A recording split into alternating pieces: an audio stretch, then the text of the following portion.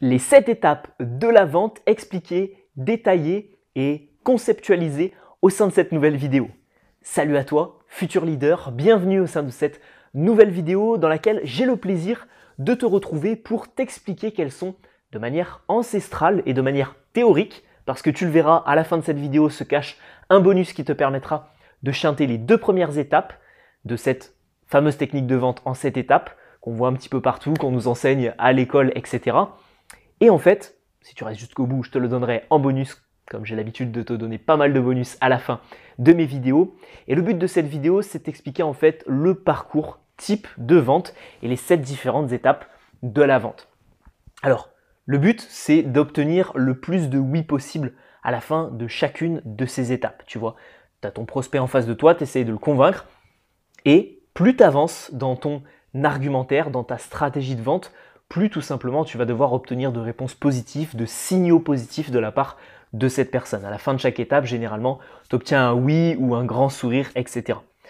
Sinon, ça veut dire que tu vas falloir revenir un petit peu en arrière. Donc, je prends mon ordinateur, comme d'habitude, on est parti avec le point 0 qui pour moi n'est pas forcément dans les étapes de la vente, c'est la collecte d'informations.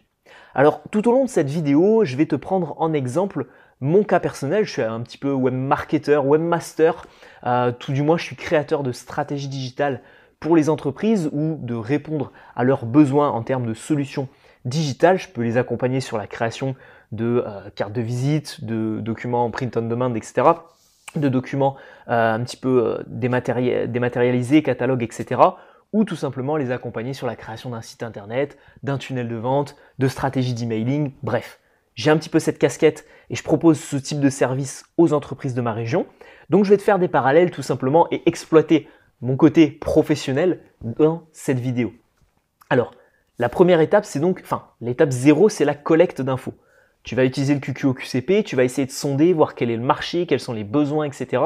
Et puis, mais tout ça sans forcément encore rencontrer quelqu'un, prendre de rendez-vous, prendre contact avec qui que ce soit. Tu vas analyser sur les réseaux sociaux. Moi, j'utilise beaucoup les réseaux sociaux ou tout simplement, quand j'essaie de créer un site pour une entreprise, est-ce qu'elle a un site internet déjà, tu vois? Donc tout ça, c'est du renseignement que je prends en amont. Ça sert à rien d'aller voir des entreprises, de toquer à la porte, de dire bonjour, je vous propose un site, s'ils en ont déjà un et qu'ils sont déjà très contents de leur site actuel. Donc tout ça, c'est en amont, savoir un petit peu si les personnes peuvent être potentiellement intéressées.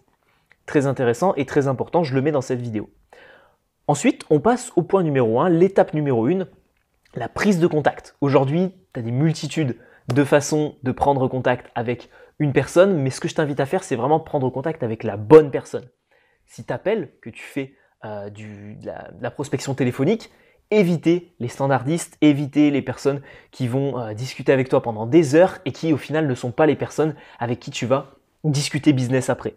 Donc tout ça, va falloir passer à travers toutes ces personnes-là. Je l'explique notamment dans la formation Performance Communication que tu retrouveras dans la description de cette vidéo ou sur mon blog Charisme Développement sur l'espace formation cours en ligne. Téléphone, mail, en physique, de la prospection, tu vas taper à la porte et tu vas rencontrer les personnes directement. Moi, j'aime beaucoup parce que je travaille avec des TPE, des entrepreneurs, des petites PME. Et donc, du coup, c'est des entreprises qui aiment bien le contact humain. Donc, forcément, moi aussi, j'aime bien le contact humain, ça tombe bien. Réseaux sociaux, tu peux même démarcher les personnes sur les réseaux sociaux, envoyer un mail, envoyer un petit message sur LinkedIn au patron, envoyer un message sur la page Facebook de l'entreprise, etc. Tu as plein de manières décalées de pouvoir faire, mais il va falloir que tu t'adresses à la bonne personne et que tu expliques la raison. C'est pas t'envoies un mail automatique à 4000 entreprises en France et puis tu leur dis est-ce que vous avez besoin de mon produit ou mon service? Pas du tout. Il faut que tu expliques le besoin, l'occasion en or, l'opportunité et pourquoi tu es allé toquer à leur porte. Tu vois, par exemple, moi, souvent, je joue la carte de la spécialisation. C'est-à-dire que je vais voir une entreprise qui est spécialisée dans les produits du terroir au Savoyard, produits agroalimentaires, et je lui dis, moi, je suis concepteur de sites internet pour les entreprises locales dans l'agroalimentaire. Les petits producteurs locaux, je les aide. Regardez, j'ai déjà fait un site internet pour un petit producteur local, etc. Et donc du coup, je joue la carte en or, l'occasion en or, parce que personne d'autre ne fait ça en fait. Il y a des entreprises, elles font ça, des agences, elles font ça pour tout n'importe quoi. Elles vont avoir un client dans le BTP, elles vont avoir un client qui est dans l'agroalimentaire, elles vont avoir un client qui est dans l'automobile, etc. Moi, je joue la carte de la spécialisation et de l'occasion en or. Pourquoi je viens toquer à la porte de cette personne? Répondre à cette question et donc la prise de contact. Une fois que tu as fait ça, tu passes à la découverte de ton client. Donc là, c'est la prise de contact. Généralement, c'est là où tu écrèmes en fait toutes les personnes qui ne sont pas du tout intéressées par ton produit et ton service. Et puis, quand tu obtiens ton rendez-vous, ton premier rendez-vous avec cette personne-là, tu peux découvrir un petit peu la personne. Alors moi, ce que je te propose de faire, c'est tout simplement de dire qu'il n'y a pas d'engagement. De dire qu'en fait, tu proposes un rendez-vous juste pour analyser les besoins. Tu vas faire une liste des besoins, un petit document, et tu vas le donner à l'entreprise en question.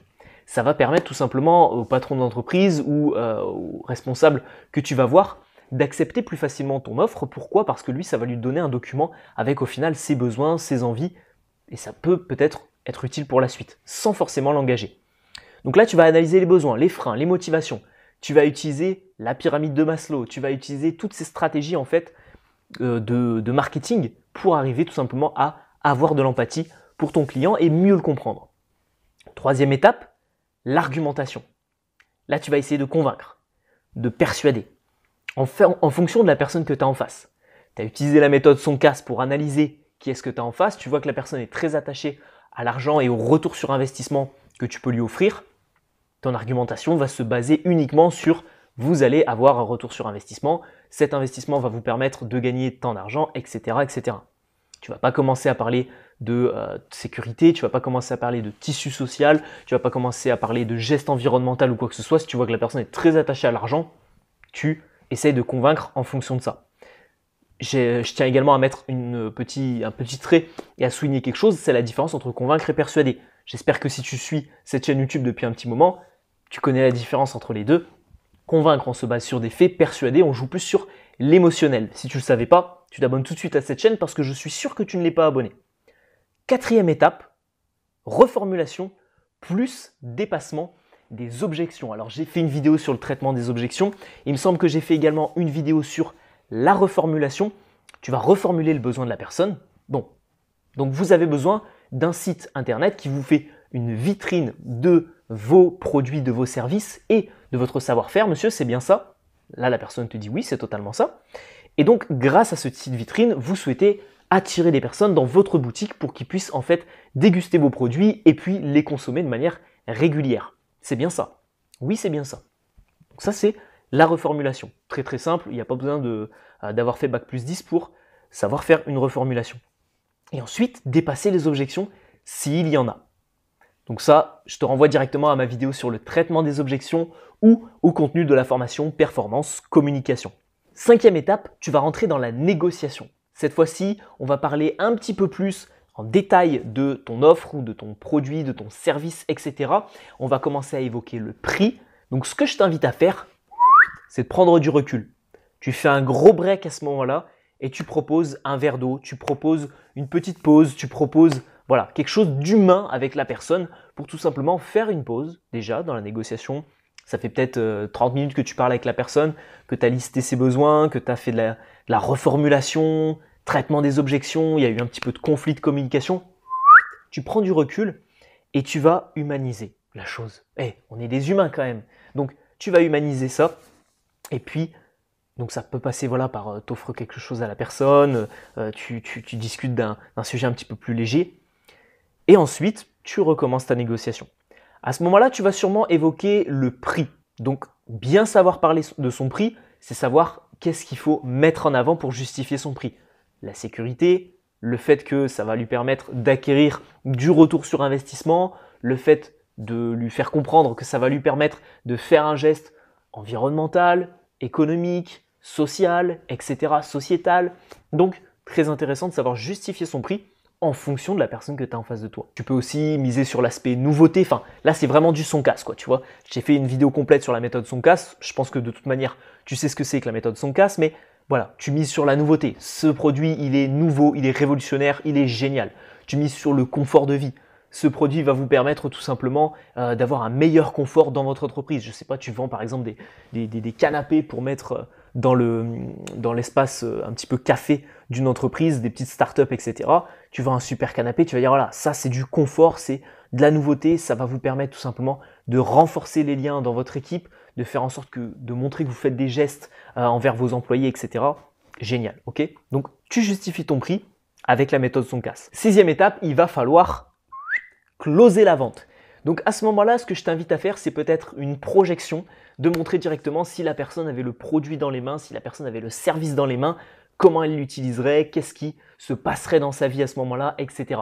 Donc, tu vas essayer de faire une projection et de poser la question tout simplement à la personne. Et si aujourd'hui, vous aviez un super tunnel de vente, un super site internet, une super belle vitrine et que quand on tapait votre nom sur Google, vous étiez premier. Si on tapait par exemple, je vais te donner un exemple un petit peu bête, mais glacier Haute-Savoie ou glacier Annecy, si vous arrivez premier sur cette requête, est-ce que toutes les personnes qui cherchent à acheter des glaces sur Annecy passeraient chez vous? Bien évidemment, bien entendu. Donc là, tu vas vraiment faire une projection et montrer en fait qu'est-ce qui se passerait si la personne avait ton produit ou ton service dans les mains.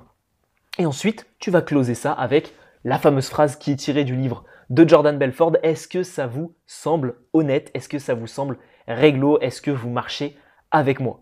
Donc ça, c'est Jordan Belfort qui, je pense, est un commercial que tu dois bien connaître. Son livre n'est pas ici, il est dans ma bibliothèque juste là-bas. C'est la méthode Straight Line, vendre avec Jordan Belfort. Et donc, sa technique, c'est de lui dire tout simplement, est-ce que ça vous semble honnête? Ça permet de closer, la personne ensuite va te dire, bah ouais, ça me semble honnête. Et à ce moment-là, la personne va pouvoir signer avec toi un contrat. Septième étape, qui est souvent une étape oubliée par les commerciaux, garder la confiance et le contact avec cette personne-là. Tu sais, moi j'aime bien avec les clients que j'ai déjà à l'heure actuelle, c'est de leur envoyer un petit SMS ou de les appeler tous les 3 mois à peu près. Je les appelle et je les recontacte tout simplement pour leur demander si tout va bien, si tout se passe bien, pour leur donner un petit peu des news de mon côté, pour qu'ils me donnent des news de leur côté, comment tournent les affaires, etc. Ça permet de garder un lien. Alors même si la personne ne va pas faire un deal avec toi, même si la personne n'accepte pas ton offre, je te conseille également toujours de garder un lien de confiance avec cette dernière et de ne jamais te froisser avec celle-là. Parce qu'on ne sait pas, peut-être que demain elle aura besoin de ton produit ou de ton service, peut-être que demain quelqu'un va lui demander si il n'existe pas un produit ou un service comme le tien, comme ce que tu proposes, et donc du coup elle va penser à toi. Donc toujours garder un bon lien et garder la confiance de cette personne. On arrive désormais à la fin de cette vidéo, j'aimerais donc te donner le bonus qui va te permettre de chanter les 2 premières étapes. Utiliser, ça tient en un mot, enfin ça tient en 2 mots, l'inbound marketing. En fait, c'est ce que je peux faire moi par exemple à travers l'autre business que je peux avoir, c'est la vente de formations en ligne sur la communication, l'accompagnement de personnes, de particuliers la plupart du temps, sur de la prise de parole, sur de la confiance en soi ou sur de la vente et de la négociation. C'est tout simplement de faire de l'inbound marketing. Tu vois cette vidéo, si tu es nouveau sur ma chaîne YouTube et que tu as cliqué dessus, tu tombes sur ma vidéo. C'est pas moi qui viens te chercher, c'est toi qui tombes sur ma vidéo. J'ai écrit beaucoup d'articles. Aujourd'hui, j'ai un blog qui regroupe plus de 200 articles sur la communication et c'est un des plus gros blogs francophones sur le sujet de la prise de parole et de la communication. Et donc, du coup, il y a beaucoup de personnes qui passent dessus. Et il y a beaucoup de personnes qui me découvrent. Et je n'ai pas à collecter des infos sur ces personnes-là. Je n'ai pas à prendre contact avec ces personnes-là. Et j'ai peut-être même pas besoin de découvrir leurs besoins. Tu vois, c'est même les 3 premières étapes que tu arrives à chanter. Parce qu'en fait, c'est des personnes qui directement vont venir à toi, vont m'envoyer un mail, vont me demander comment se passe une de mes formations, comment ça se déroule, etc. Qu'est-ce qu'il y a à l'intérieur. Et donc, du coup, c'est des personnes qui directement viennent à moi à travers de l'inbound marketing. Donc, l'inbound marketing, ça se met en place à travers de la recommandation, à travers la création d'un blog, à travers la création d'une chaîne YouTube, à travers la création de réseaux sociaux ou de tunnels de vente assez solides qui te permettent tout simplement d'attirer les personnes à toi plutôt que d'aller les chercher. C'est 2 stratégies différentes, outbound, aller chercher les personnes, inbound, faire venir les personnes à toi. J'aime bien travailler avec les 2 stratégies. Je fais de l'outbound de manière professionnelle pour aller chercher des clients dans ma région et je fais de l'inbound de manière pour les particuliers pour tout simplement avoir des personnes qui viennent à moi. Alors maintenant, j'aimerais juste te donner un 2e bonus. Eh ouais mon ami, je te donne plein de bonus. Dans cette vidéo, c'est les étapes oubliées par les commerciaux. La plupart du temps, les commerciaux oublient de faire preuve d'empathie et de comprendre vraiment les besoins et la découverte du client. Et c'est souvent à ce moment-là en plus qu'il y a vraiment un côté humain parce que quand tu vas t'intéresser à la personne et que tu vas t'intéresser à ses besoins, c'est là où la personne va te raconter des anecdotes croustillantes sur son entreprise ou sur son business. La personne va te raconter un petit peu des choses inédites et va se confier à toi. Et c'est à ce niveau-là où tu vas vraiment humaniser le truc. Et si la personne voit que tu es réceptif à ça, c'est là où il y a une connexion. Donc une étape à ne pas oublier, la découverte des besoins. Autre étape qui est souvent oubliée, la reformulation. La reformulation, c'est obtenir un oui gratuit, un oui, voire plusieurs oui, de la part de son prospect pour tout simplement arriver à plus efficacement le convaincre par la suite. Donc ne pas oublier, la reformulation, c'est hyper simple à faire. Même un enfant de, je ne vais pas dire 4 ans, mais même un enfant de 10 ans arrive à reformuler des propos. Et enfin, la dernière étape qui est souvent oubliée, c'est garder le contact avec la personne. Souvent, la personne, quand tu es commercial, tu vas t'en aller, tu vas dire bon c'est pas grave, au revoir monsieur. Tu vas pas garder le contact. Je t'invite vraiment à garder le contact, à relancer la personne 3 mois plus tard, à lui dire même que tu vas la relancer 3 mois plus tard, etc. Donc bien garder le contact. On arrive au terme de cette vidéo, mon ami, je pose l'ordinateur. J'espère qu'elle t'a vraiment plu, j'espère que tu as pu comprendre les 7 étapes de la vente, voire les 8 étapes de la vente techniquement. Si tu es intéressé par la vente, que tu es commercial, entrepreneur, vendeur dans une boutique ou quoi que ce soit, et que tu cherches à améliorer ta communication et ta performance en communication, dans la description de cette vidéo, tu retrouveras une formation complète de plus de 8 heures qui s'appelle Performance Communication, dans laquelle on traite du langage non verbal, de la prospection, de la négociation, du management, du leadership et de tout ce qui peut te permettre en fait tout simplement d'être plus performant en communication. En plus de ça, je peux t'offrir gratuitement une formation sur la communication qui se retrouvera en cliquant juste ici à la fin de cette vidéo sur la petite miniature directement. C'est une formation sur la prise de parole, l'aisance relationnelle et la communication. J'espère en tout cas que cette vidéo t'aura plu. On se retrouve soit sur la formation gratuite, soit sur la formation payante dans la description de cette vidéo. Et puis, comme à la fin de chaque vidéo, mon ami, je te salue et je te dis à la prochaine. Ciao, ciao!